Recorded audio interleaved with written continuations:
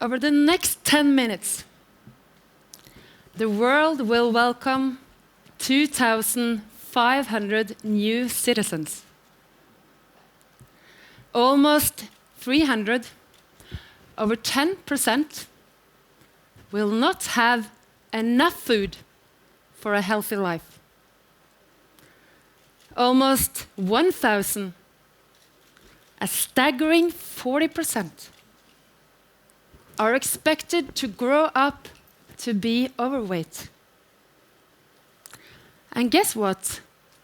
Guess what will be their biggest killer? Not tobacco, not alcohol, but food. It's food that is the leading cause of our global health crisis. And it's food that's at the heart of the environmental catastrophe facing the planet.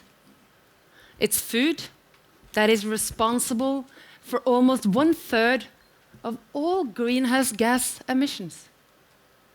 And it's food that is the single most important cause of loss of biodiversity. And as our population grows faster by the minute, the stakes grow even higher. And yet this is the only global forum where we can piece this jigsaw together. We have a COP for climate. The world meets to discuss and take action for the environment and for health and the economy and migration, but all separately. All these issues are driven by our eating habits, and not fixing our food system is the fast track to failure on almost all of the new Sustainable Development Goals. Or, to be more positive, changing what's on the world's plates and how it got there will help tackle almost all of today's major collective challenges. But still, last year, in Paris and in New York, food was only on the plates, not on the agenda. Here, food is the agenda. I'm here against the advice of my doctors because I believe that this is the most important issue facing the planet. And you are here to help change the lives of more than 9 billion humans. And because you have already started.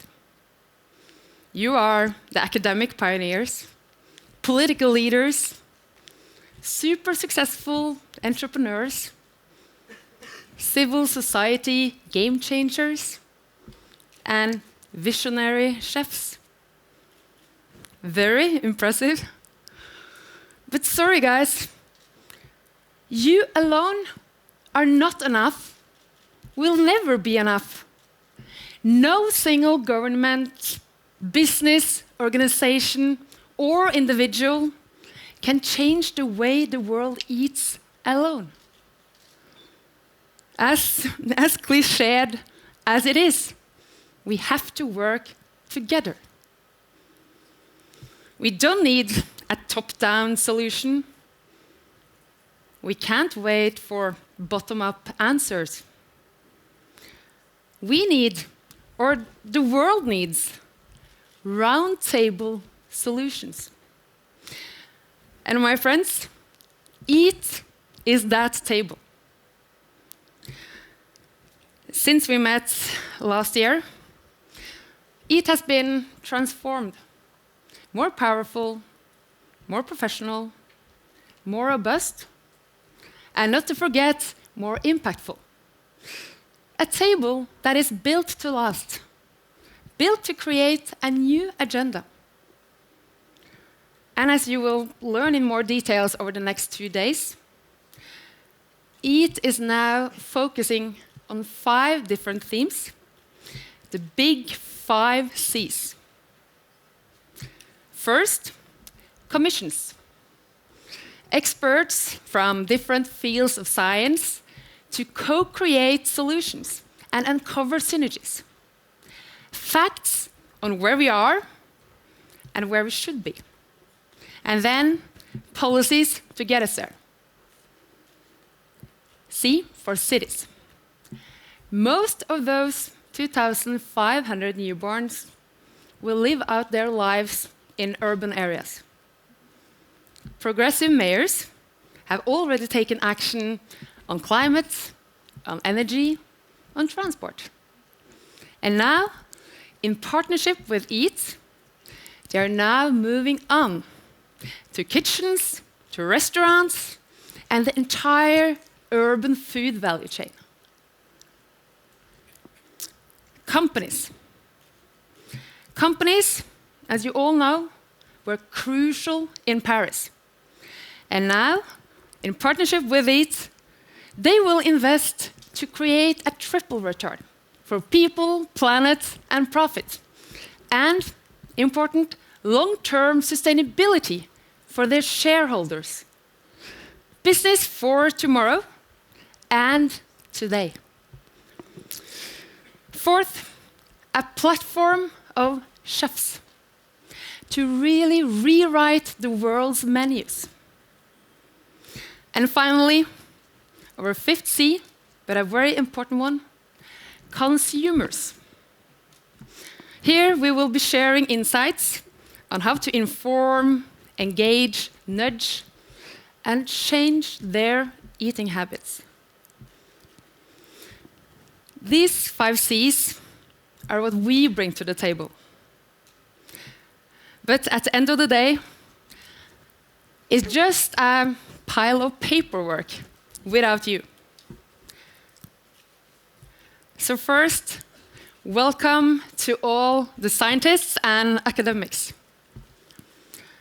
You possess the knowledge that is, or at least should be, at the foundation of all good decision-making.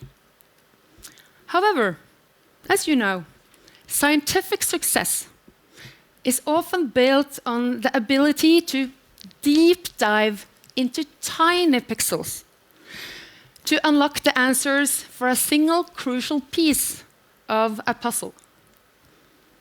Now, we ask you to challenge yourself and to look beyond the micro and leverage the macro connections. The world has a lot of geniuses, and I recognize quite a few here today. What we need now, first and foremost, are more partners, more research fellows. Next, the politicians. Welcome to you. Yes, you are elected on a short-term basis, so I can't or won't blame you for the past. But too often, your predecessors have been scared off for fear of losing the votes of junk food lovers or the support of companies with narrow outlooks. You know those votes have a cost for human, for health, for the environment. So now you must find the courage to lead, to take your voters where they need to go and make the industry help them get there. Act for all generations, including your own. And then to all the business leaders who have joined us today, welcome to the EAT table. You are the industry frontrunners. You have understood that the sugar-coated home alone party is nearly over. At least less and less appealing to your customers, investors, and employees. but many still make and market products in ways that are bad for the environment, bad for the consumers, bad for farmers or farm workers, or simply not good for anything but short-term profit. So now it's time to go beyond adjusting recipes and start to build new, truly sustainable business models, which many of you already are working on. Last but not least, welcome to all chefs. You are the rock stars of the food world. And you used to look like meatloaf. But now, you're all Aviciis. And you communicate with consumers every day. So start using that influence to make us crave the right choices and to set us free from the history of how we used to eat and to teach us what a healthy, sustainable future could taste like.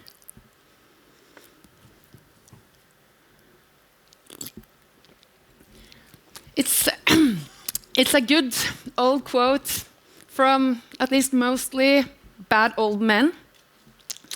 Together, you make up not only a coalition of the willing, but a coalition of the brave, bold, and forward-thinking. A coalition that the world needs now more than ever. I hope you all have realized that EAT is not a crash course on global crisis, nor is it a two-day cocktail party. And you are not here to lean back, watch fancy PowerPoint slides, and exchange business cards. We are not going to tell you exactly what to do, who to talk to, or what session to attend. In fact, we expect you to bring your own ideas to our table. And hopefully, to take home a full doggy bag of new, even bigger ideas, partnerships, and great plans. In this room, we are 500 leaders from all parts of the global food system. A global food system that will shape the lives of those 2,500 new citizens. Working together, we can, we must, we will change that system so that our planet can prosper. And with it, they, the 2,500 citizens, can prosper too. So, no time to lose. Let's get to work. Thank you.